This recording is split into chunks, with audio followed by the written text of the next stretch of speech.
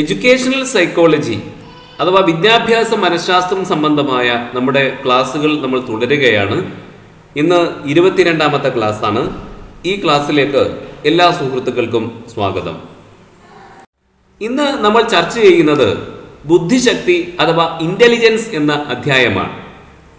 ഇത് കേഡറ്റ് പരീക്ഷകളിൽ ഏറ്റവും പ്രാധാന്യമുള്ള ഭാഗമാണ്. സൈക്കോളജിയിലെ ഏറ്റവും പ്രാധാന്യമുള്ള ഭാഗം.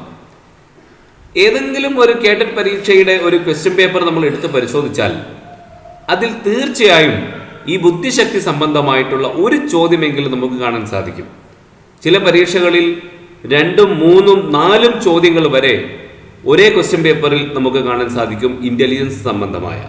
അതുകൊണ്ട് ഏറെ പ്രാധാന്യപൂർവ്വം വളരെ ശ്രദ്ധയോട് കൂടിയിട്ട് നമ്മൾ പഠിക്കേണ്ടുന്ന ഒരു ഭാഗമാണ് സൈക്കോളജിയിലെ ബുദ്ധിശക്തി അഥവാ ഇൻ്റലിജൻസ് എന്ന ഭാഗം. അതാണ് നമ്മൾ ഇന്ന് ചർച്ച ചെയ്യുന്നത്.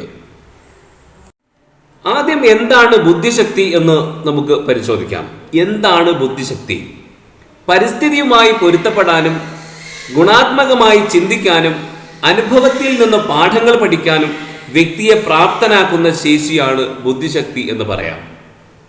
വെസ്ലറുടെ അഭിപ്രായത്തിൽ, വെസ്ലർ എന്ന സൈദ്ധാന്തികന്റെ അഭിപ്രായത്തിൽ, ബുദ്ധി എന്നത് ഉദ്ദേശാധിഷ്ഠിതമായി പ്രവർത്തിക്കാനും യുക്തിപൂർവം ചിന്തിക്കാനും പരിസ്ഥിതിയെ കാര്യക്ഷമമായി കൈകാര്യം ചെയ്യാനും വ്യക്തിയെ പ്രാപ്തനാക്കുന്ന സമഗ്ര ശേഷിയുടെ ആകത്തുകയാണ്. അത് അദ്ദേഹം പറഞ്ഞ വെസ്ലർ എന്ന സൈദ്ധാന്തികന്റെ ആ വാക്കുകൾ, ആ ഡെഫിനിഷൻ നമ്മൾ പ്രത്യേകം ഓർത്തു വെക്കുക. ബുദ്ധിയെക്കുറിച്ച് വെസ്ലർ പറഞ്ഞത് ഉദ്ദേശാധിഷ്ഠിതമായി പ്രവർത്തിക്കാനും യുക്തിപൂർവം ചിന്തിക്കാനും പരിസ്ഥിതിയെ കാര്യക്ഷമമായി കൈകാര്യം ചെയ്യാനും വ്യക്തിയെ പ്രാപ്തനാക്കുന്ന സമഗ്ര ശേഷിയുടെ ആകത്തുകയാണ് എന്നതാണ്.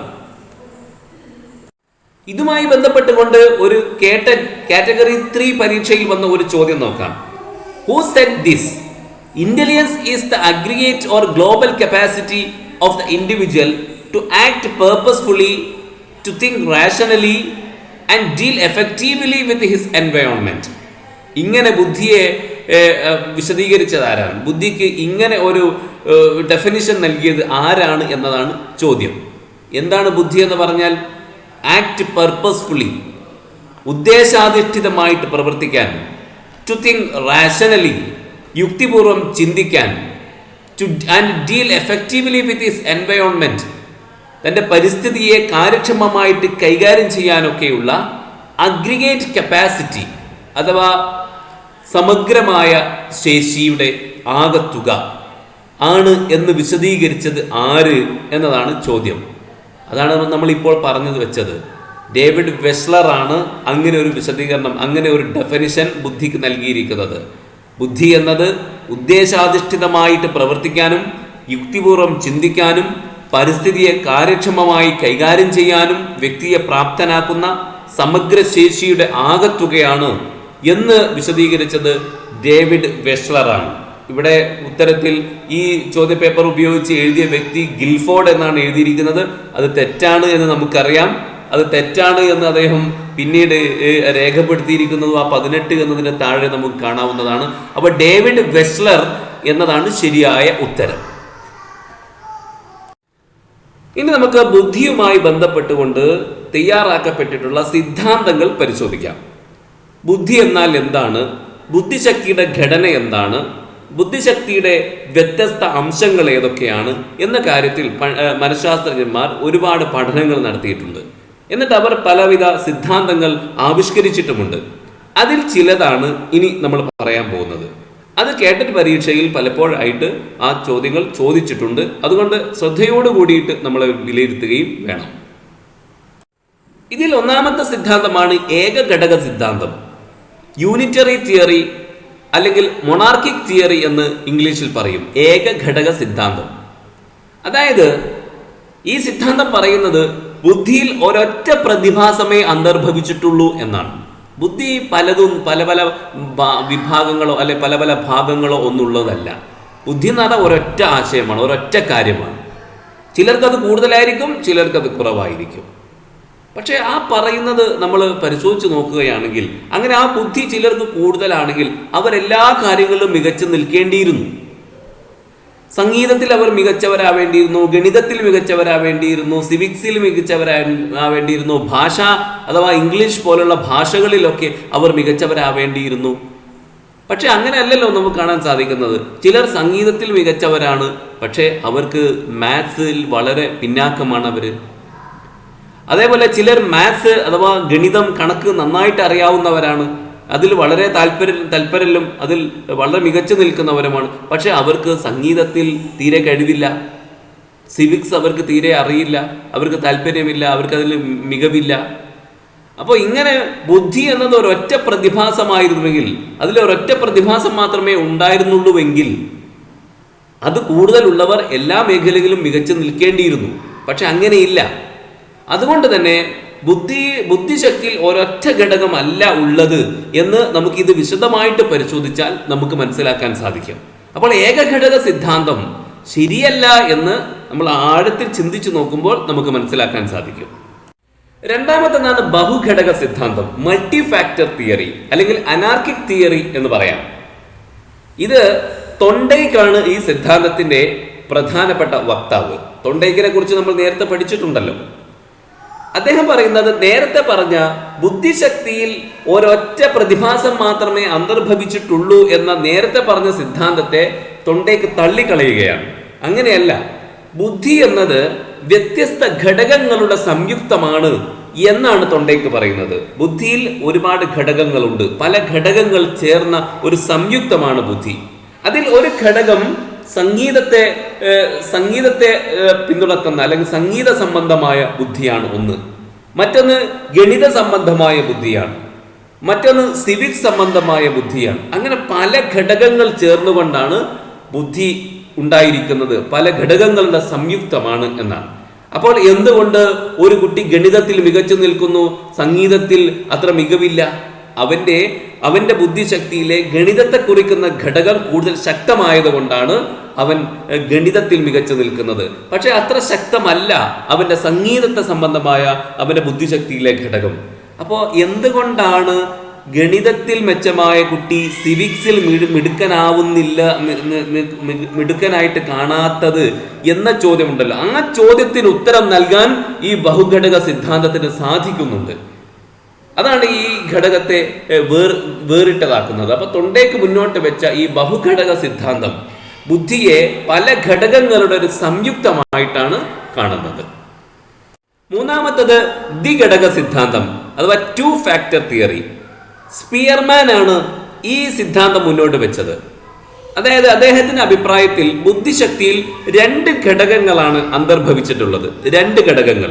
ഒന്ന് ജനറൽ ഫാക്ടർ അഥവാ സാമാന്യ ഘടകം, ബുദ്ധിശക്തിയുടെ സാമാന്യ ഘടകം അഥവാ ജനറൽ ഫാക്ടർ.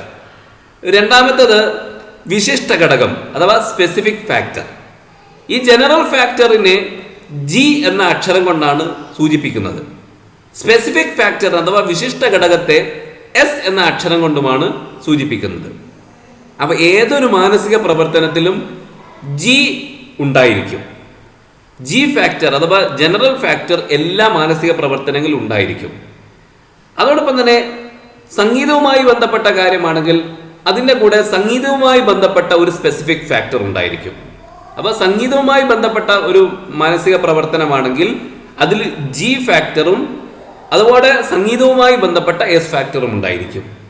ഇനി ഗണിതവുമായി ബന്ധപ്പെട്ട ഒരു മാനസിക പ്രവർത്തനമാണെങ്കിൽ അതിലും ജി ഫാക്ടർ ഉണ്ടാകും, പക്ഷേ ഗണിതവുമായി ബന്ധപ്പെട്ട എസ് ഫാക്ടറാണ് അതിലുണ്ടാവുക. ഇനി ഇംഗ്ലീഷുമായി ബന്ധപ്പെട്ട മാനസിക പ്രവർത്തനമാണെങ്കിൽ അതിലും ജി ഫാക്ടർ ഉണ്ടായിരിക്കും, അഥവാ ജി ജനറൽ ഫാക്ടർ ഉണ്ടായിരിക്കും. അതോടൊപ്പം ഇംഗ്ലീഷുമായി ബന്ധപ്പെട്ട എസ് അഥവാ സ്പെസിഫിക് ഫാക്ടറുമാണ് ഉണ്ടായിരിക്കുക. ഇങ്ങനെ എല്ലാറ്റിലും ജി ഉണ്ടായിരിക്കും. പിന്നെ ആ വിഷയവുമായി മാത്രം ബന്ധപ്പെട്ട എസ്സുമാണ് ഉണ്ടായിരിക്കുക. ജനറൽ ഫാക്ടർ എല്ലാ പ്രവർത്തനങ്ങളിലും ഉണ്ടായിരിക്കും, പക്ഷേ ആ പ്രവർത്തനവുമായി മാത്രം ബന്ധപ്പെട്ട സ്പെസിഫിക് ഫാക്ടറും അതിൻ്റെ കൂടെ ഉണ്ടായിരിക്കും. ഇങ്ങനെ ബുദ്ധി രണ്ട് ഘടകങ്ങൾ ചേർന്നതാണ് എന്നാണ് സ്പിയർമാൻ പറയുന്നത്.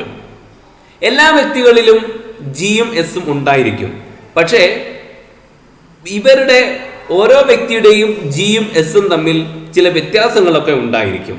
അതുകൊണ്ടാണ് വ്യക്തികൾക്കിടയിൽ വ്യക്തി വ്യത്യാസങ്ങൾ നമുക്ക് കാണാൻ സാധിക്കുന്നത് എന്നാണ് സ്പിയർമാൻ പറയുന്നത്. സ്പിയർമാന്റെ ഈ സിദ്ധാന്തവുമായി ബന്ധപ്പെട്ടുകൊണ്ട് ഒരു കേട്ടറ്റ് പരീക്ഷയിൽ വന്ന ചോദ്യം നമുക്ക് പരിശോധിക്കാം. സ്പിയർമാന്റെ അഭിപ്രായത്തിൽ ഒരു കുട്ടി ഗണിതത്തിൽ നന്നായി ശോഭിക്കാൻ കാരണം അവന്റെ അല്ലെങ്കിൽ അവളുടെ ബുദ്ധിശക്തിയുടെ ഏതൊക്കെ ഘടകങ്ങൾ മൂലമാണ്? According to Spearman, a child shows remarkable performance in mathematics due to which of the following factors of his or her intellectual ability? നമുക്കറിയാം സ്പിയർമാൻ പറഞ്ഞത് 2 ഫാക്ടർ തിയറിയാണ്. ഒന്ന് ജനറൽ ഫാക്ടർ, മറ്റൊന്ന് സ്പെസിഫിക് ഫാക്ടർ. അതുകൊണ്ട് തന്നെ ഇതിൽ വളരെ വ്യക്തമാണ് ഉത്തരം. സാമാന്യ ഘടകവും വിശിഷ്ട ഘടകവും ചേർന്ന്, അഥവാ ജനറൽ ആൻഡ് സ്പെസിഫിക് ഫാക്ടർ എന്ന ബി എന്ന ഓപ്ഷനാണ് യഥാർത്ഥ ഉത്തരം. ജനറൽ ആൻഡ് സ്പെസിഫിക് ഫാക്ടർ അഥവാ സാമാന്യ ഘടകവും വിശിഷ്ട ഘടകവും ചേർന്ന്. നാലാമത്തത് ഘടകസംഘ സിദ്ധാന്തം. ഘടകസംഘ സിദ്ധാന്തം, ഗ്രൂപ്പ് ഫാക്ടർ തിയറി. സ്പിയർമാന്റെ പഠനം നേരത്തെ നമ്മൾ കണ്ടു. അദ്ദേഹത്തിന്റെ പഠനങ്ങൾ തേഴ്സ്റ്റൺ എന്ന സൈദ്ധാന്തികൻ കൂടുതൽ വിശദമായിട്ട് പഠിച്ചു. അങ്ങനെ അദ്ദേഹം മറ്റൊരു സിദ്ധാന്തം രൂപവൽക്കരിച്ചു. അതാണ് ഘടകസംഘ സിദ്ധാന്തം. അദ്ദേഹം വരുത്തിയ മാറ്റം, സ്പിയർമാന്റെ സിദ്ധാന്തത്തിൽ തേഴ്സ്റ്റൺ ചില മാറ്റങ്ങൾ വരുത്തുകയാണ്. അദ്ദേഹം വരുത്തിയ മാറ്റം, അദ്ദേഹം ജനറൽ ഫാക്ടറിന്റെ സ്ഥാനത്ത് നിരവധി പ്രാഥമിക ശേഷികളെ പ്രതിഷ്ഠിക്കുകയാണ് ചെയ്യുന്നത്. മാനസിക ശേഷികളുടെ നിരവധി സംഘങ്ങളുണ്ട്. ആ സംഘത്തിന് ഓരോന്നിനും അതിൻ്റെതായ പ്രാഥമിക ഘടകം ഉണ്ടെന്നും അദ്ദേഹം വാദിച്ചു. തേഴ്സ്റ്റണും അദ്ദേഹത്തിന്റെ സഹപ്രവർത്തകരും അത്തരത്തിലുള്ള 9 പ്രാഥമിക ഘടകങ്ങൾ ഉരുത്തിരിച്ച് ഉണ്ടാക്കിയിട്ടുണ്ട്. അതായത് 1 ദർശക ഘടകം, ഇന്ദ്രിയാനുഭൂതി ഘടകം, 3 ഭാഷാധാരണ ഘടകം, 4 സംഖ്യാ ഘടകം, 5 സ്മരണാ ഘടകം, 6 പദസ്വാധീന ഘടകം, 7 തത്വാനുമാന യുക്തിചിന്തന ഘടകം, 8 തത്വസമർത്ഥന യുക്തിചിന്തന ഘടകം, 9 പ്രശ്ന നിർദ്ധാരണ ശേഷി ഘടകം. ഇത് തേഴ്സ്റ്റൺ ആണ് ഈ സിദ്ധാന്തം രൂപവൽക്കരിച്ചിരിക്കുന്നത്. ഘടകസംഘ സിദ്ധാന്തം, ഗ്രൂപ്പ് ഫാക്ടർ തിയറി. അഞ്ചാമത്തത് ഗിൽഫോർഡിന്റെ സിദ്ധാന്തമാണ്, ഗിൽഫോർഡിന്റെ തിയറി. ഘടകാപഗ്രഥനം അഥവാ ഫാക്ടർ അനാലിസിസ് എന്ന സ്റ്റാറ്റിസ്റ്റിക്കൽ സങ്കേതം വഴി ഗിൽഫോർഡ് ഒരു ബുദ്ധി മാതൃക വികസിപ്പിച്ചെടുക്കുകയുണ്ടായി. അദ്ദേഹം ഈ ബൗദ്ധിക ഘടനയുടെ ഒരു സ്ഥിതി വിവരണം അഥവാ ഒരു ടോപ്പോഗ്രഫി രൂപകൽപ്പന ചെയ്തിട്ടുണ്ട്. അത് നമുക്കൊന്ന് കാണാം. ഇതാണ് ഗിൽഫോർഡ് രൂപകൽപ്പന ചെയ്ത ടോപ്പോഗ്രഫി. അദ്ദേഹം പറയുന്നത് ഒരു ബൗദ്ധിക പ്രവർത്തനം അഥവാ ഒരു ബുദ്ധിപരമായ പ്രവർത്തനം 3 അടിസ്ഥാന തലങ്ങളിലാണ് അഥവാ 3 പാരാമീറ്റേഴ്സുകളിലാണ് നിർവചിക്കപ്പെടുക എന്നാണ് അദ്ദേഹം പറയുന്നത്. ഒന്ന് പ്രവർത്തനങ്ങൾ, ചിത്രത്തിൽ നമുക്ക് കാണാം പ്രവർത്തനങ്ങൾ അഥവാ ഓപ്പറേഷൻസ്. 2 ഉള്ളടക്കങ്ങൾ അഥവാ കണ്ടന്റ്സ്. 3 പ്രൊഡക്ട്സ് അഥവാ ഉൽപ്പന്നങ്ങൾ. ഈ പ്രൊഡക്ട്സ് എന്ന് പറഞ്ഞാൽ നമ്മൾ ആവിഷ്കരിച്ചെടുക്കുന്ന ആശയങ്ങളാണ് അദ്ദേഹം പ്രൊഡക്ഷൻസ് എന്നതുകൊണ്ട് അദ്ദേഹം ഉദ്ദേശിക്കുന്നത്. ഈ ചിത്രത്തിലേക്ക് നമുക്ക് നോക്കിയാൽ കാണാൻ സാധിക്കും അദ്ദേഹം 5 തരം ഓപ്പറേഷൻസ് അദ്ദേഹം കണ്ടെത്തിയിട്ടുണ്ട്. അതേപോലെ 5 തരം കണ്ടന്റ്സ് അദ്ദേഹം കണ്ടെത്തി. 6 തരം പ്രൊഡക്ട്സുകളും അദ്ദേഹം കണ്ടെത്തിയിട്ടുണ്ട്. ഇവ കൂടി ചേർന്നുകൊണ്ട് ആണ് ഓരോ ഘടകങ്ങൾ, ബുദ്ധിയുടെ ഘടകങ്ങൾ ഉണ്ടാവുന്നത് എന്നാണ് അദ്ദേഹം പറയുന്നത്. ഒരു ഓപ്പറേഷൻ, ഒരു പ്രൊഡക്റ്റ്, ഒരു കണ്ടന്റ്, അങ്ങനെ ചേർന്നുകൊണ്ട് അവ 3ഉം ചേർന്നുകൊണ്ട് ഒരു ത്രിമാന അഥവാ ഒരു ട്രൈഗ്രാം അഥവാ ഒരു ത്രിമാന ബിംബം ഉണ്ടാവുന്നു എന്നാണ് അദ്ദേഹം പറയുന്നത്. അങ്ങനെ മൊത്തം 150 ഘടകങ്ങൾ, പരമാവധി 150 ഘടകങ്ങൾ ഉണ്ടായിത്തീരുന്നു എന്നാണ് അദ്ദേഹം വിശദീകരിക്കുന്നത്. ഇതാണ് ഗിൽഫോർഡിന്റെ തിയറി. അദ്ദേഹം ഇത് ഫാക്ടർ അനാലിസിസ് എന്ന സ്റ്റാറ്റിസ്റ്റിക്കൽ സങ്കേതം വഴിയാണ് ഈ ബുദ്ധി മാതൃക അദ്ദേഹം വികസിപ്പിച്ചെടുത്തിരിക്കുന്നത്. മൾട്ടിപ്പിൾ ഇന്റലിജൻസ് അഥവാ ബഹുതര ബുദ്ധികൾ, ഈ ആശയം മുന്നോട്ട് വെച്ച പ്രധാനപ്പെട്ട സൈദ്ധാന്തികനാണ് ഹൊവാർഡ് ഗാർഡ്നർ. അദ്ദേഹം 1983 ഒരു പുസ്തകം എഴുതി, മനസ്സിന്റെ ചട്ടക്കൂടുകൾ, ഫ്രെയിംസ് ഓഫ് മൈൻഡ്. ആ പുസ്തകത്തിൽ അദ്ദേഹം പറഞ്ഞത് ഓരോ വ്യക്തിയും സ്വതന്ത്രമായ 7 മാനസിക ശേഷികളുടെ അഥവാ 7 ബുദ്ധിശക്തികളുടെ എങ്കിലും ഉടമയാണ് എന്നാണ്. അപ്പൊ 7 മാനസിക ശേഷികൾ അഥവാ 7 ബുദ്ധിശക്തികൾ ഒരു മനുഷ്യനുണ്ട് എന്നാണ് ഹൊവാർഡ് ഗാർഡ്നർ 1983 എഴുതിയ ആ പുസ്തകത്തിൽ പറയുന്നത്. അതിൽ 2 വിദ്യാലയത്തിൽ പതിവ് ശൈലിയിൽ വിലയിരുത്തപ്പെട്ടു പോന്നു. പിന്നത്തെ 3 പ്രായണ കലകളുമായി ബന്ധപ്പെട്ടവയാണ്. പിന്നത്തെ 2 അദ്ദേഹത്തിന്റെ ഭാഷയിൽ പറഞ്ഞാൽ വൈയക്തികമായ ബുദ്ധിയാണ്. അപ്പൊ അതിനെക്കുറിച്ച് നമുക്ക് വിശദമായിട്ട് പരിശോധിക്കാം. അപ്പൊ മൾട്ടിപ്പിൾ ഇന്റലിജൻസ് എന്ന ഈ ആശയം പ്രധാനമായും മുന്നോട്ട് വെച്ചത് ഹൊവാർഡ് ഗാർഡ്നറാണ്. അപ്പൊ ഇപ്പോൾ കുറെ സിദ്ധാന്തങ്ങൾ നമ്മൾ പഠിച്ചു. ബുദ്ധിയുമായി ബന്ധപ്പെട്ടിട്ടുള്ള കുറെ സിദ്ധാന്തങ്ങളാണ്. അപ്പോൾ ഇതുമായി ബന്ധപ്പെട്ടുകൊണ്ട് ഒരു കേട്ടറ്റ് പരീക്ഷയിൽ വന്ന ഒരു ചോദ്യം നമുക്ക് നോക്കാം. താഴെ പറയുന്നവയിൽ ബുദ്ധി സിദ്ധാന്തകരല്ലാത്ത മനഃശാസ്ത്രജ്ഞർ ആര്? താഴെ പറയുന്നവയിൽ ബുദ്ധി സിദ്ധാന്തകരല്ലാത്ത മനഃശാസ്ത്രജ്ഞൻ ആര്? Among the following psychologists who is not a theorist on intelligence. അപ്പോൾ നമ്മളിപ്പോൾ പറഞ്ഞിട്ടുള്ള കാര്യങ്ങളെ അടിസ്ഥാനപ്പെടുത്തിയിട്ടാണ് ഈ ചോദ്യം. എ എന്ന ഓപ്ഷൻ തേഴ്സ്റ്റൺ ആണ്. തേഴ്സ്റ്റൺ ബുദ്ധിയെ സംബന്ധിച്ച് എന്തെങ്കിലും സിദ്ധാന്തങ്ങൾ പറഞ്ഞിട്ടുണ്ടോ? നമുക്കറിയാം, അദ്ദേഹം ഗ്രൂപ്പ് ഫാക്ടർ തിയറി മുന്നോട്ട് വെച്ച വ്യക്തിത്വമാണ്, അഥവാ ഘടകസംഘ സിദ്ധാന്തം. അപ്പോൾ അദ്ദേഹം അതല്ല, എ എന്ന ഓപ്ഷൻ അല്ല, അതുകൊണ്ട് ഉത്തരം. ഇനി നമുക്ക് സി, നമുക്കറിയാം ഗാർഡ്നർ, ഹൊവാർഡ് ഗാർഡ്നറെ കുറിച്ച് നമ്മൾ പറഞ്ഞു. അദ്ദേഹം മൾട്ടിപ്പിൾ ഇന്റലിജൻസ് എന്ന ആശയം മുന്നോട്ട് വെച്ച വ്യക്തിത്വമാണ്. ബുദ്ധിയെ സംബന്ധിച്ചുകൊണ്ടുള്ള ബഹുതര ബുദ്ധികൾ എന്ന് പറയുന്ന സിദ്ധാന്തം അദ്ദേഹം മുന്നോട്ട് വെച്ചിട്ടുണ്ട്. സ്പിയർമാൻ ആണെങ്കിലോ സ്പിയർമാൻ 2 ഫാക്ടർ തിയറി അഥവാ ദ്വിഘടക സിദ്ധാന്തം മുന്നോട്ട് വെച്ച വ്യക്തിത്വമാണ്. അപ്പോൾ തേഴ്സ്റ്റണും ഗാർഡ്നറും സ്പിയർമാനും ഇപ്പോൾ നമ്മൾ വിശദീകരിച്ച് കഴിഞ്ഞു. അപ്പോൾ അതുകൊണ്ട് തന്നെ കോഹ്ലർ ആണ് ഉത്തരം എന്ന് നമുക്ക് അതിൽ നിന്ന് അനുമാനിക്കാം. ബി മാത്രമേ ഇനി ബാക്കിയുള്ളൂ. അപ്പോൾ ബി എന്ന ഓപ്ഷനാണ് ശരി. കോഹ്ലർ എന്നതാണ് ശരിയായ ഉത്തരം. ഇനി നമുക്ക് ഹൊവാർഡ് ഗാർഡ്നർ പറഞ്ഞിട്ടുള്ള 7 തരം ബുദ്ധിശക്തികൾ പരിശോധിക്കാം. ഒന്നാമത്തത് വിഷ്വൽ ഓർ സ്പേഷ്യൽ ഇന്റലിജൻസ്, ദർശന അല്ലെങ്കിൽ സ്ഥലപരിമാണ ബോധ ബുദ്ധിശക്തി. ഈ ബുദ്ധിശക്തി കൂടുതലുള്ള വിദ്യാർത്ഥികൾ ചിത്രങ്ങളിലൂടെയാണ് ചിന്തിക്കുക. അവർ ഭൂപടങ്ങളും ചാർട്ടുകളും ചിത്രങ്ങളും വീഡിയോകളും ചലച്ചിത്രങ്ങളും ഒക്കെ സൂക്ഷ്മമായിട്ട് പരിശോധിക്കുന്നതിൽ ആനന്ദം കണ്ടെത്തുന്നവരാണ്. അവർ അറിവ് നിലനിർത്താൻ വേണ്ടിയിട്ട് വ്യക്തമായ മാനസിക ബിംബങ്ങൾ സൃഷ്ടിക്കാനൊക്കെ അവർക്ക് കഴിയും. അവരുടെ പ്രത്യേകമായ ശേഷികൾ നമ്മൾ പരിശോധിച്ചാൽ അവർ പ്രഹേളിക സൃഷ്ടി, വായന, ചാർട്ടുകളുടെയും ഗ്രാഫുകളുടെയും പഠനം, നല്ല ദിശാബോധം, ചിത്രരചന, പെയിന്റിംഗ്, അതുപോലെ ദർശക സാദൃശ്യങ്ങളുടെയും ദൃഷ്ടാന്തങ്ങളുടെയും സൃഷ്ടി, ബിംബങ്ങളുടെ കൈകാര്യം, നിർമ്മിതി, നിത്യജീവിതത്തിൽ പ്രയോജനകരമായ പദാർത്ഥങ്ങളുടെ നിർമ്മാണം, ദർശക ബിംബങ്ങളുടെ വ്യാഖ്യാനം തുടങ്ങിയവയൊക്കെയാണ് അവരുടെ ശേഷികൾ. ഇവരെ ഭാവിയിൽ ആരായിത്തീരും? ഭാവിയിൽ അവർ നാവികരായിത്തീരാം, ശില്പികളായിത്തീരാം, ദൃശ്യ കലാകാരന്മാരായിത്തീരാം, കണ്ടുപിടുത്തക്കാരായി മാറാം, ആർക്കിടെക്റ്റുകൾ, ഇന്റീരിയർ ഡിസൈനർമാർ, മെക്കാനിക്കൽ എഞ്ചിനീയർമാർ ഒക്കെ ആകാനുള്ള സാധ്യത ഇത്തരം ബുദ്ധിശക്തി ഉയർന്ന വിദ്യാർത്ഥികളിൽ നമുക്ക് പ്രതീക്ഷിക്കാവുന്നതാണ്. അതൊക്കെ ആവാനുള്ള സാധ്യതയുണ്ട്. നാവികരും ശില്പികളും ദൃശ്യകലാകാരന്മാരും കണ്ടുപിടുത്തക്കാരും ആർക്കിടെക്റ്റുകളും ഇന്റീരിയർ ഡിസൈനർമാരും മെക്കാനിക്കുകളും എഞ്ചിനീയർമാരും ഒക്കെ ആവാനുള്ള സാധ്യതയാണ് ഇത്തരം ബുദ്ധിശക്തി കൂടിയവർക്ക് ഉള്ളത്. ഇതുമായി ബന്ധപ്പെട്ടുകൊണ്ട് ഒരു കേട്ടറ്റ് പരീക്ഷയിൽ വന്ന ചോദ്യം ഇങ്ങനെയാണ്: ദൃശ്യസ്ഥലപരമായ ബുദ്ധിശക്തി ഉണ്ടോ അഥവാ സ്പേഷ്യൽ ഇന്റലിജൻസ് ഉണ്ടോ എന്ന് പരിശോധിക്കുന്നതിനായി ഏറ്റവും അനുയോജ്യമായ ചോദ്യം ഏതാണ്? അപ്പൊ സ്പേഷ്യൽ ഇന്റലിജൻസ് ഒരു കുട്ടിക്കുണ്ടോ എന്ന് പരിശോധിക്കാൻ ആ കുട്ടിയോട് ചോദിച്ചു നോക്കാവുന്ന ചോദ്യം ഏതാണ്? 543 × 484 മൂല്യം കണ്ടെത്തുക. സ്കൂൾ കോമ്പൗണ്ടിൽ വെറുതെ ഇരിക്കുന്ന സ്ഥലം എങ്ങനെ മനോഹരമായ ഒരു പൂന്തോട്ടമാക്കി മാറ്റാം എന്ന് ചോദിക്കുക. മാങ്ങ അച്ചാർ ഉണ്ടാക്കുന്നത് എങ്ങനെയെന്ന് ചോദിക്കുക. ഇന്ത്യൻ സ്വാതന്ത്ര്യ സമര പ്രസ്ഥാനത്തെക്കുറിച്ച് ഒരു കുറിപ്പ് തയ്യാറാക്കുക. അപ്പോൾ നമ്മൾ പറയേണ്ട, ഇത് എളുപ്പം മനസ്സിലാക്കാനുള്ള കാര്യം, ഈ ബുദ്ധിശക്തി ഉള്ളവർ ആരാകുമെന്ന് പറഞ്ഞിട്ടുണ്ട്. അവർ ആർക്കിടെക്റ്റുകളാകാം, ഇന്റീരിയർ ഡിസൈനർമാർ, എഞ്ചിനീയർമാരൊക്കെ ആകാൻ സാധ്യതയുള്ള കുട്ടികളാണ്.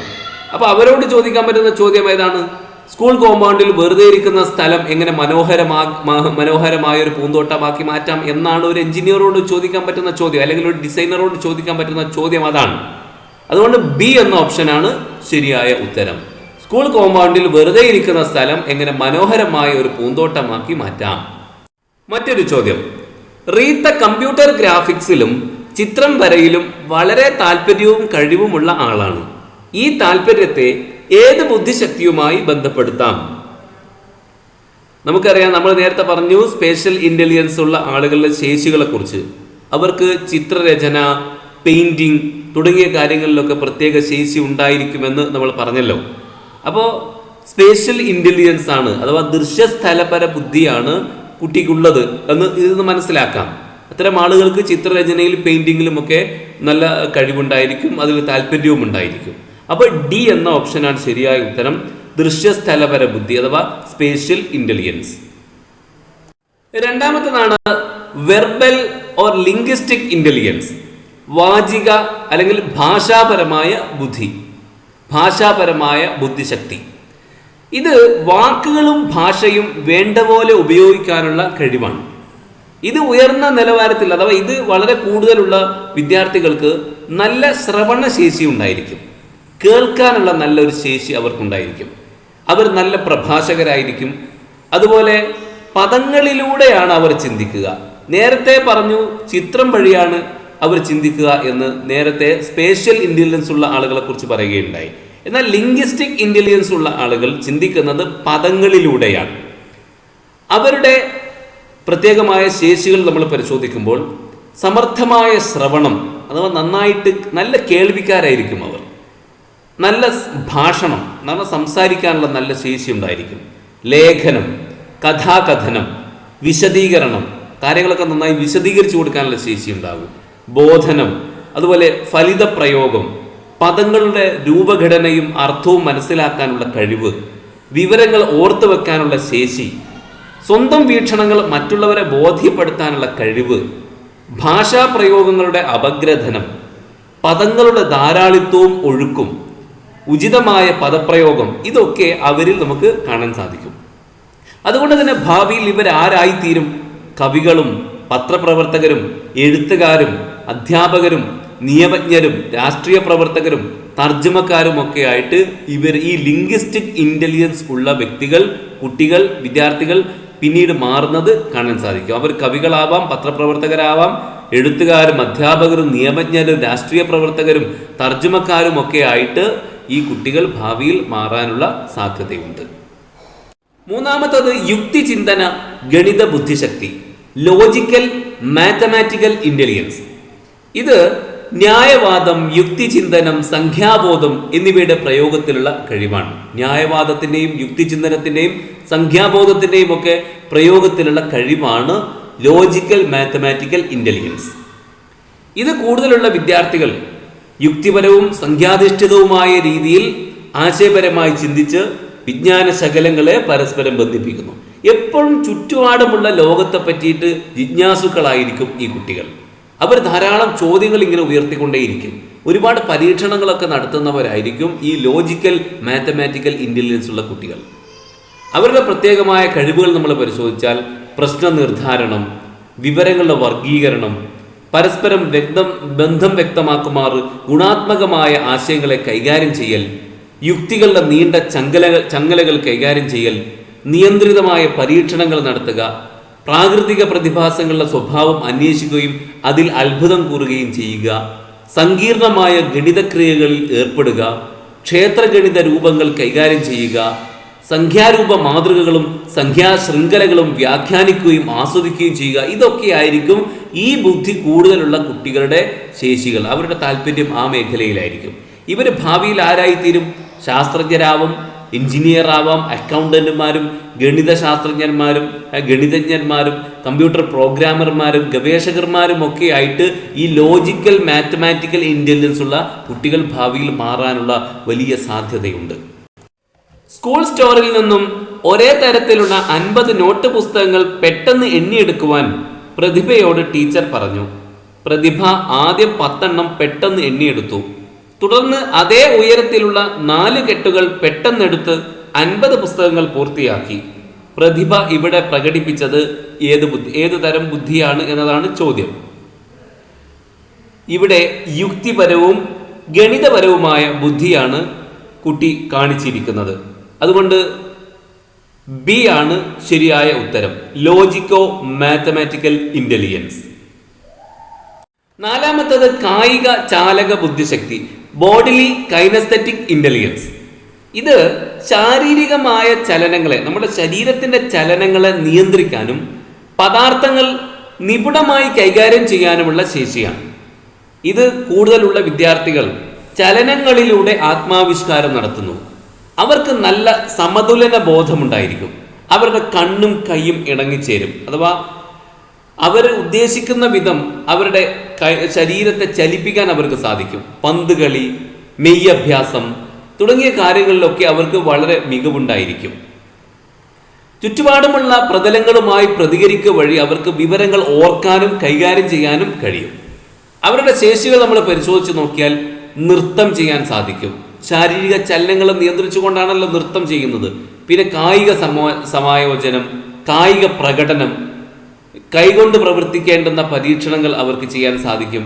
ശരീരഭാഷയുടെ പ്രയോഗം, കൈത്തൊഴിലുകൾ, അഭിനയം, മൈമിങ്, കൈകൊണ്ട് സൃഷ്ടിക്കാനും നിർമ്മിക്കാനുമുള്ള ശേഷി, ശരീര ചലനങ്ങളിലൂടെയുള്ള വികാര പ്രകടനം, അനായാസവും താളാത്മകവുമായ ചലനങ്ങൾ, ഇതൊക്കെ ഈ ശേഷിയുള്ള ബോഡിലി കൈനസ്തെറ്റിക് ഇന്റലിജൻസ് ഉള്ള വ്യക്തികൾക്ക് സാധ്യമാണ്.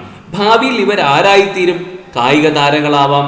കായിക അധ്യാപകരും നർത്തകന്മാരും നടന്മാരും അഗ്നിശമന പ്രവർത്തകരും ശില്പികളും സർക്കസ് താരങ്ങളും ഒക്കെ ആയിട്ട് ഈ ബോഡിലി കൈനസ്തെറ്റിക് ഇന്റലിജൻസ് ഉള്ള ആളുകൾ ഭാവിയിൽ മാറുന്നതായിട്ട് കാണാൻ സാധിക്കും.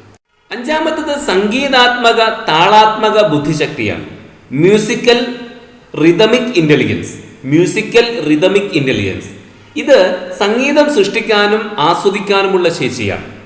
സംഗീത ബുദ്ധി നന്നായുള്ള പഠിതാക്കൾ, വിദ്യാർത്ഥികൾ ശബ്ദത്തിൻ്റെയും താളത്തിൻ്റെയും രൂപമാതൃകകളുടെയും അടിസ്ഥാനത്തിലാണ് ചിന്തിക്കുക.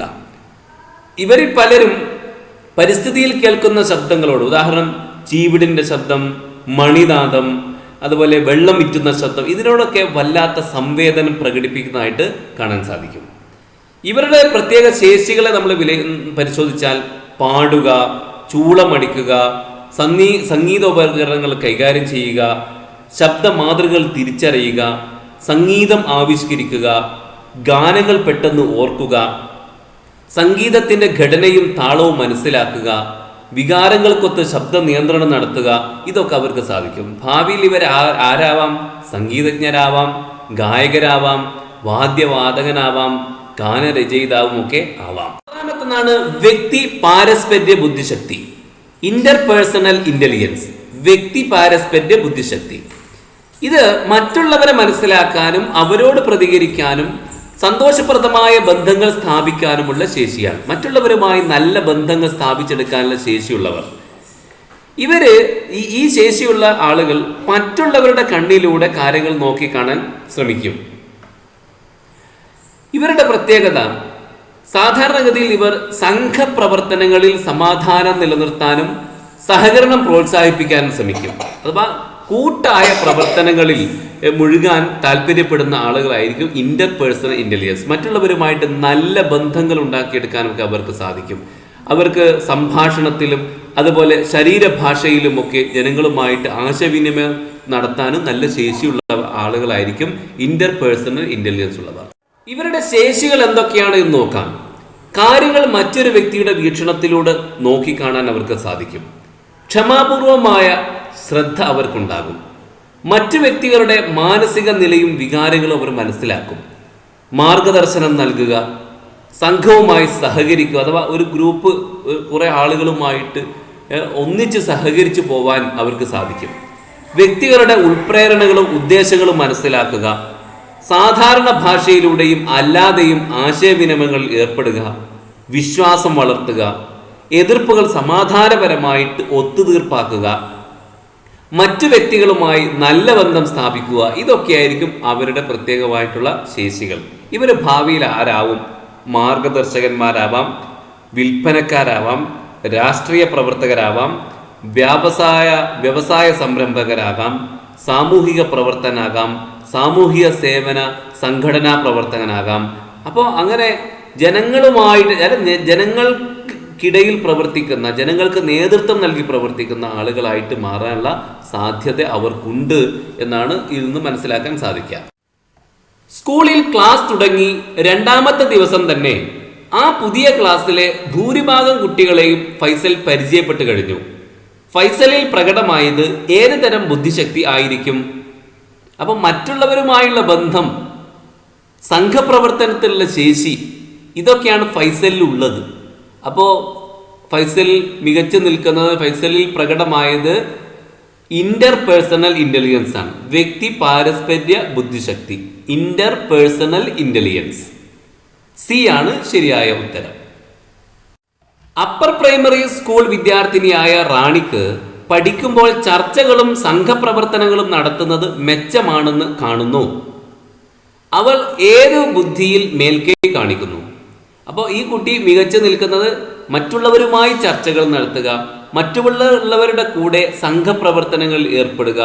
അപ്പോൾ അതിനാണ് അവൾക്ക് താല്പര്യം, അതിനാണ് അവൾ മികവ് കാണിക്കുന്നത്. അവൾക്കുള്ളത് ഇന്റർപേഴ്സണൽ ഇന്റലിജൻസ് ആണ്. Interpersonal intelligence. അപ്പോൾ ബി എന്ന ഓപ്ഷനാണ് ശരിയായത്, ഇന്റർപേഴ്സണൽ ഇന്റലിജൻസ്. ഏഴാമത്തതാണ് ആത്മദർശന ബുദ്ധി, ഇൻട്രാപേഴ്സണൽ ഇന്റലിജൻസ്. നേരത്തെ ഇന്റർപേഴ്സണൽ ഇന്റലിജൻസ് ആണ് നമ്മൾ പറഞ്ഞത്, ഇൻട്രാപേഴ്സണൽ ഇന്റലിജൻസ് ആണ് ഇപ്പോൾ പറയുന്നത്. ഇത് സ്വന്തം പ്രവർത്തനങ്ങളെ യുക്തിപൂർവ്വം പുനഃപരിശോധിക്കാനും സ്വന്തം ആന്തരികാവസ്ഥ കണ്ടറിയാനുമുള്ള ശേഷിയാണ്. ഇത് കൂടുതലുള്ള വിദ്യാർത്ഥികൾ അവരുടെ ആന്തരിക വികാരങ്ങളെയും സ്വപ്നങ്ങളെയും വ്യക്തിബന്ധങ്ങളെയും ശക്തി ദൗർബല്യങ്ങളെയും യുക്തിപൂർവ്വം പുനഃപരിശോധിക്കും. അവർ ആരോഗ്യകരമായ ആത്മബോധം വളർത്തുന്നവരായിരിക്കും. അവരുടെ ശേഷികൾ നമ്മൾ പരിശോധിച്ചാൽ സ്വന്തം ബലങ്ങളും സ്വന്തം ബലഹീനതകളും തിരിച്ചറിയുന്നവരായിരിക്കും ഈ ഇൻട്രാപേഴ്സണൽ ഇന്റലിജൻസ് ഉള്ളവർ. തങ്ങളെ തന്നെ അഥവാ സ്വന്തത്തെ തന്നെ അവർ യുക്തിപൂർവ്വം വിലയിരുത്തുകയും അപഗ്രഥിക്കുകയും ചെയ്യും. തങ്ങളുടെ ആന്തരിക വികാരങ്ങളെ പറ്റിയിട്ട് അവർ ബോധവാന്മാരായിരിക്കും. സ്വന്തം ചിന്താശൈലിയെ അവർ വിലയിരുത്തും. സ്വന്തത്തോട് തന്നെ യുക്തിവാദം നടത്തും. അവർ മറ്റുള്ളവരുമായി ബന്ധപ്പെടുത്തി തങ്ങളുടെ പങ്ക് എന്താണ് എന്ന് അവർ മനസ്സിലാക്കും. ഇതൊക്കെയാണ് അവരുടെ ശേഷികൾ. ഇവർ ഭാവിയിൽ ആരാവാം? ഗവേഷകന്മാരാകാം, സൈദ്ധാന്തികന്മാരാവാം, ദാർശനികന്മാരും മതപ്രവർത്തകരും ഒക്കെ ആവാനുള്ള സാധ്യത കൂടുതലാണ് ഇൻട്രാപേഴ്സണൽ ഇന്റലിജൻസ് ഉള്ളവർ. ഒരു കാറ്റഗറി 3 പരീക്ഷയിൽ അഥവാ 2012 കാറ്റഗറി 3 പരീക്ഷയിൽ ചോദിച്ച ചോദ്യമാണ്, according to Howard Gardner, a person with realistic knowledge about his feelings, attitudes and outlook is referred as. സ്വന്തം ഫീലിംഗ്സിനെ കുറിച്ച്, സ്വന്തം ആറ്റിറ്റ്യൂഡ്സിനെ പറ്റിയിട്ടും സ്വന്തം ഔട്ട്ലുക്കിനെ പറ്റിയിട്ടും ഒക്കെ ശരിയായ വിവരം ഉള്ള ആൾക്ക് ഏത് ഇന്റലിജൻസ് ആണ് ഉള്ളത് എന്നതാണ് ചോദ്യം. അത് നമുക്കറിയാം, ഇൻട്രാപേഴ്സണൽ ഇന്റലിജൻസ് ആണ്. എ എന്ന ഓപ്ഷനാണ് ശരിയായ ഉത്തരം, ഇൻട്രാപേഴ്സണൽ ഇന്റലിജൻസ്. സ്വന്തം കഴിവുകളും പോരായ്മയും മനസ്സിലാക്കാൻ കഴിവുള്ളതും തന്നോടും മറ്റുള്ളവരോടും ആരോഗ്യപരമായ മനോഭാവം നിലനിർത്താനും കഴിവുള്ള കുട്ടിയിൽ പ്രമുഖമായി കാണപ്പെടുന്നത് ഏത് തരം ബുദ്ധിയാണ്? യുക്തിഗണിത ബുദ്ധി, ലോജിക്കൽ മാത്തമാറ്റിക്കൽ ഇന്റലിജൻസ്, പാരിസ്ഥിതിക ബുദ്ധി, നാച്ചുറലിസ്റ്റിക് ഇന്റലിജൻസ്, വ്യക്തിയാന്തര ബുദ്ധി, ഇന്റർപേഴ്സണൽ ഇന്റലിജൻസ്, ആന്തരിക വൈയക്തിക ബുദ്ധി, ഇൻട്രാപേഴ്സണൽ ഇന്റലിജൻസ്. സ്വന്തം കഴിവുകളും പോരായ്മയും മനസ്സിലാക്കാൻ, അല്ലെ, സ്വന്തം സ്ട്രെങ്ത്തുകൾ, സ്വന്തം വീക്ക്നെസ്സുകളൊക്കെ മനസ്സിലാക്കാനുള്ള ശേഷി അവനുണ്ട്. അപ്പോൾ അത് ആന്തരിക വൈയക്തിക ബുദ്ധിയാണ്. ഇൻട്രാപേഴ്സണൽ ഇന്റലിജൻസ് ആണ് ആ കുട്ടിക്കുള്ളത്. ഇൻട്രാപേഴ്സണൽ ഇന്റലിജൻസ്, ഡി എന്ന ഓപ്ഷനാണ് ശരിയായ ഉത്തരം. 1999 ഹൊവാർഡ് ഗാർഡനർ ഒരു പുസ്തകം എഴുതി, ഇന്റലിജൻസ് റീഫ്രെയിംഡ് എന്ന പേരിൽ. ഇന്റലിജൻസ് റീഫ്രെയിംഡ് അഥവാ ബുദ്ധിശക്തി പുനഃപരിശോധിക്കുന്നു എന്നാണ് അതിൻ്റെ അർത്ഥം. Intelligence reframed. ആ പുസ്തകത്തിൽ അദ്ദേഹം 8ാമത് ഒരു തരം ബുദ്ധിയെക്കുറിച്ച് കൂടി പറയുകയുണ്ടായി. നേരത്തെ അദ്ദേഹം 7 തരം ബുദ്ധിയെക്കുറിച്ചാണ് പറഞ്ഞത്. ഈ പുസ്തകത്തിലാണ്, ഇന്റലിജൻസ് റീഫ്രെയിംഡ് എന്ന പുസ്തകത്തിലാണ് അദ്ദേഹം 8ാമതൊരു തരം ബുദ്ധി കൂടി ഉണ്ട് എന്ന് പറഞ്ഞത്. അത് പ്രകൃതി ബന്ധിത ബുദ്ധിശക്തിയാണ്, നാച്ചുറലിസ്റ്റ് ഇന്റലിജൻസ്. Naturalist intelligence. ഈ ബുദ്ധിശക്തി എന്ന് പറഞ്ഞാൽ ചെടികളെയും മൃഗങ്ങളെയും പ്രകൃതിയിലെ മറ്റു വസ്തുക്കളെയും ഒക്കെ തിരിച്ചറിയാനും വർഗീകരിക്കാനുമുള്ള കഴിവാണ്. കർഷകർ, ഉദ്യാനപാലകർ, സസ്യശാസ്ത്രജ്ഞർ, ഭൗമശാസ്ത്രജ്ഞർ, ഫ്ലോറിസ്റ്റുകൾ, പുരാവസ്തു വിദഗ്ധർ ഒക്കെ ഈ ബുദ്ധിശക്തി പ്രകടിപ്പിക്കുന്നവരാണ്. ഇവരുടെ ശേഷികൾ എന്തൊക്കെ എന്ന് പരിശോധിച്ചാൽ പ്രാകൃതിക അല്ലെങ്കിൽ പ്രകൃതി പ്രതിഭാസങ്ങളെ സൂക്ഷ്മമായിട്ട് നിരീക്ഷിക്കുന്നവരാണ് അവർ. അതിൻ്റെയൊക്കെ സവിശേഷതകൾ എന്തൊക്കെയാണ് എന്ന് അവർ മനസ്സിലാക്കും. എന്നിട്ട് അവയുടെ മാനസിക ബിംബങ്ങൾ അവർ സൃഷ്ടിക്കും. അതേപോലെ സസ്യങ്ങളെയും മൃഗങ്ങളെയും ഒക്കെ അതുപോലെ മറ്റ് ജീവികളെയും ഒക്കെ തിരിച്ചറിയാൻ അവർക്ക് സാധിക്കും. എന്നിട്ട് അവയെ വർഗീകരിക്കുവാൻ പല വർഗങ്ങളായും ഇനങ്ങളുമായിട്ടും ഒക്കെ വർഗീകരിക്കാൻ അവർക്ക് സാധിക്കും. അവയുടെ ബാഹ്യവും ആന്തരികവുമായ സവിശേഷതകൾ എന്തൊക്കെയാണ്, ഈ പ്രകൃതി പ്രതിഭാസങ്ങളുടെ ബാഹ്യവും ആന്തരികവുമായ സവിശേഷതകൾ എന്തൊക്കെയാണ് എന്നൊക്കെ പറയുവാൻ അവർക്ക് സാധിക്കും. ഈ നാച്ചുറലിസ്റ്റ് ഇൻ്റലിജൻസ് ഉള്ള ആളുകൾ അവർ കർഷകരും അതുപോലെ സസ്യശാസ്ത്രജ്ഞരും ഭൗമശാസ്ത്രജ്ഞരും ഒക്കെ ആയിട്ട് പുരാവസ്തു വിദഗ്ധരും ഒക്കെ ആയിട്ടാണ് ഭാവിയിൽ മാറാനുള്ള സാധ്യതയുള്ളത്. ഹൊവാർഡ് ഗാർഡർ പറയുന്ന പ്രധാനപ്പെട്ട ഒരു കാര്യം, ഈ 8 ബുദ്ധിശക്തികളും സ്വതന്ത്രമായിട്ട് അങ്ങനെ പ്രവർത്തിക്കാറില്ല. അപൂർവം സന്ദർഭങ്ങളിൽ മാത്രമേ ഇവ സ്വതന്ത്രമായിട്ട് പ്രവർത്തിക്കാറുള്ളൂ.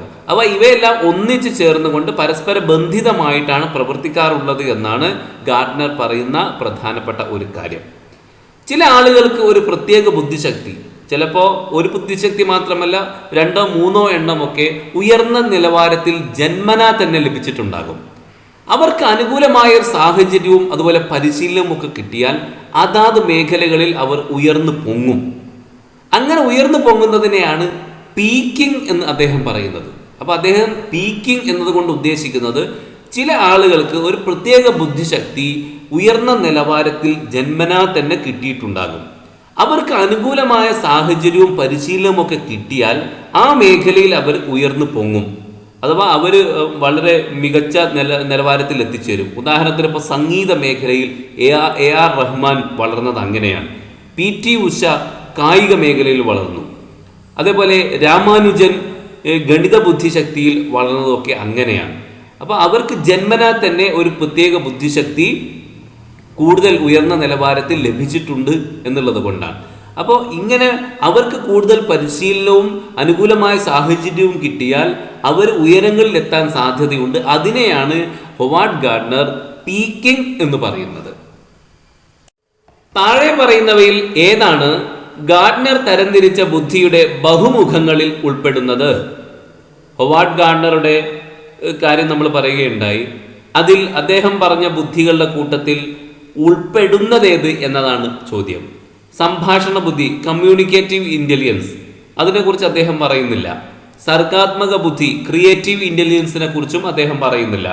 ധാർമ്മിക ബുദ്ധി, എത്തിക്കൽ ഇൻ്റലിജൻസിനെ കുറിച്ചും അദ്ദേഹം പറഞ്ഞിട്ടില്ല. സംഗീതപരമായ ബുദ്ധി, മ്യൂസിക്കൽ ഇൻ്റലിജൻസിനെ കുറിച്ച് അദ്ദേഹം പറഞ്ഞിട്ടുണ്ട്. അതുകൊണ്ട് D ആണ് സംഗീതപരമായ ബുദ്ധി, മ്യൂസിക്കൽ ഇൻ്റലിജൻസ് ആണ് ശരിയായ ഉത്തരം. Option D.